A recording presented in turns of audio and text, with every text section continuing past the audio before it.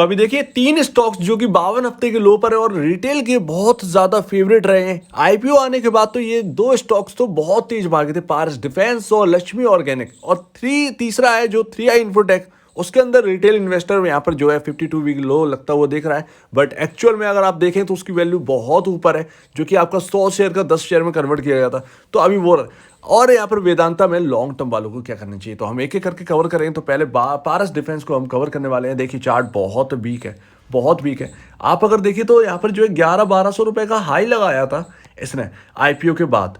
तो अभी ना उस वक्त क्या हुआ था, आईपीओ जो भी आ रहा था लक्ष्मी ऑर्गेनिक है और यहाँ पर पारस डिफेंस, ये बहुत तेजी से भागे थे, जबकि अर्निंग से मिसमैच होकर इनकी वैल्यूएशन बहुत ज्यादा बढ़ गई थी, जो कि हर जगह था, राइट।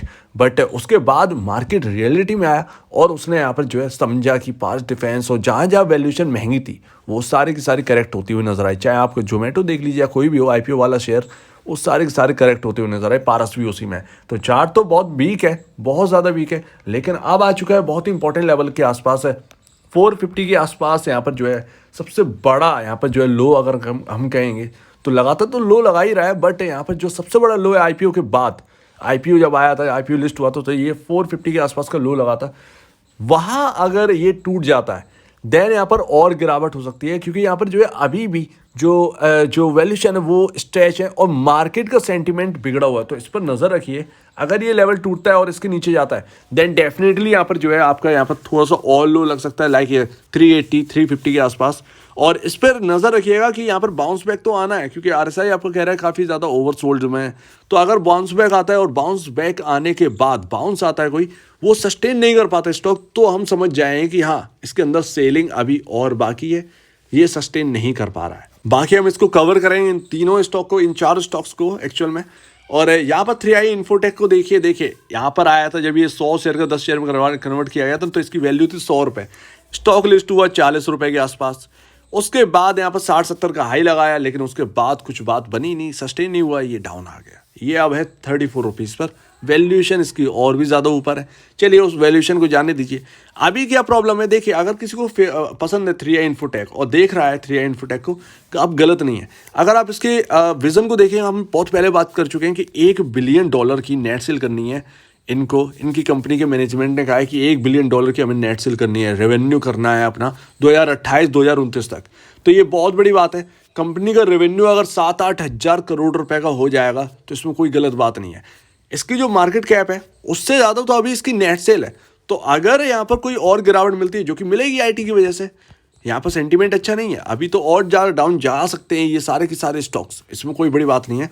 तो अगर आईटी में कोई बड़ी गिरावट मिलती है और यहाँ पर ये स्टॉक रह जाते हैं 25-26 रुपये के आसपास का, तो आप देख लीजिएगा, ऐसे स्टॉक को ट्रैक करते रहिएगा। अगर किसी को लेना है तो तब लीजिएगा, अभी नहीं। अभी फिलहाल किधर भी नहीं जाना ये स्टॉक, अभी ये यहीं रहना। 52 हफ्ते का लो लगा रहा है, इसका मतलब अभी सेलिंग नहीं रुकी है। सेंटीमेंट अगर और ख़राब होगा मार्केट का तो ये और नीचे आएगा, लेकिन उस वक्त मार्केट में ये खरीदने के लिए एक अच्छी पिक साबित हो सकती है। अगर आप आगे के लिए देखें तो स्मॉल कैप में ये स्टॉक अच्छा रहेगा।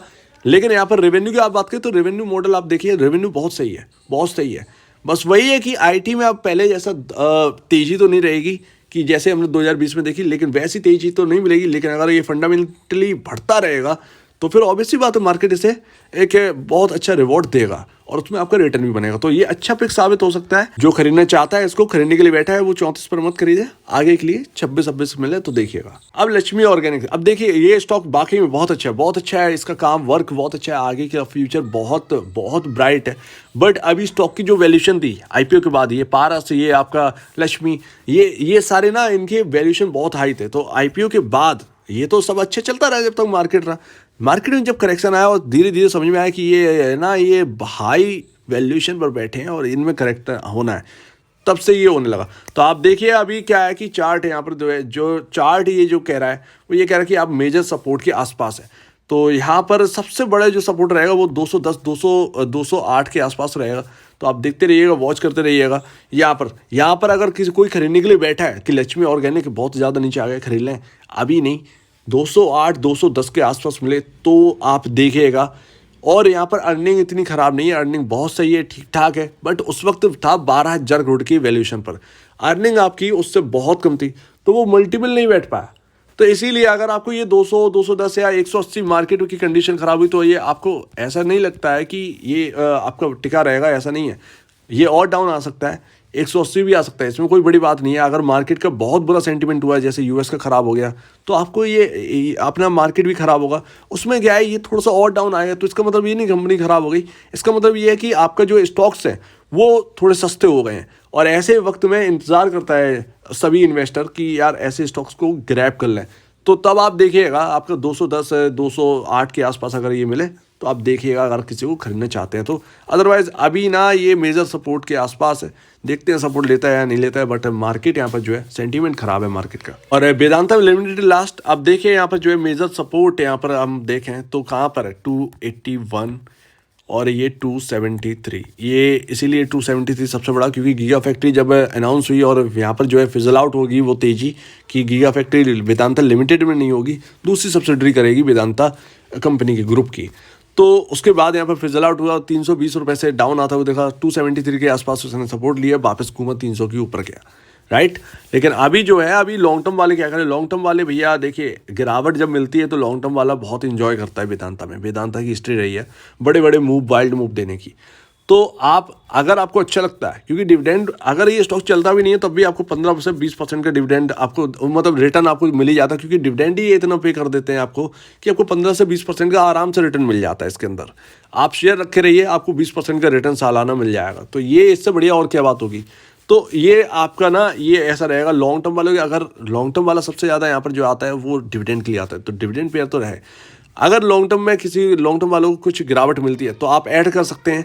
अभी क्या है कि नेगेटिव न्यूज़ है, यूएस ने टैरिफ बढ़ा दिया 200% का एल्यूमिनियम पर, तो हिंडाल्को में नेगेटिव है। उसका रब ऑफ इफेक्ट जो है ना वो वेदांता पर भी आना है, बाकी पर भी आ सकता है, ठीक है ना। तो ऐसे में क्या है थोड़ा सा डाउन आ सकता है वेदांता। तो अगर किसी को ऐड करना है तो उस वक्त देख लीजिएगा। लॉन्ग टर्म वाले तो वैसे भी यहाँ पर बैठे रहते हैं कि भैया 30% की अगर कोई गिरावट मिल जाए तो फिर ले लें इसको, और फिर ये डिविडेंड पर्पस तो है ही फिर, और वापस रिकवर भी हो जाता है। इसकी तो हिस्ट्री रही है बड़े बड़े मूव देने की, वापस रिकवर होने की। लेकिन अगर कोई लॉन्ग टर्म में चाहे, शॉर्ट टर्म वालों के लिए तो स्टॉप लॉस होना ही चाहिए। ये आपके लेवल रहे, आप इन लेवल को वॉच करिए, स्टॉप लॉस आप अपने हिसाब से मेंटेन करिए।